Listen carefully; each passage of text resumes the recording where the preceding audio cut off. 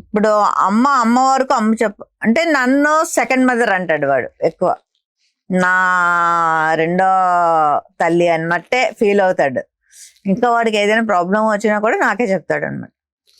So ఇంట్లో కూడా వాళ్ళు ఎవరు చెప్పలేకపోతే నాకు చెప్తారు ఫోన్ చేసి, మా అమ్మ ఒకసారి నువ్వు వాడికి ఫోన్ చెయ్యి ఇది అది అని. అప్పుడు అంటే నేను కన్వే చేసే విధానం కొంచెం ముందు ఏదో టాపిక్ మాట్లాడి అది మాట్లాడి ఏంటి అప్పుడు ఆ చివరికి ఆ టాపిక్ వచ్చి ఏంటన్నా ఏంటి అని అలా కన్వే చేస్తాను మెల్లిగా.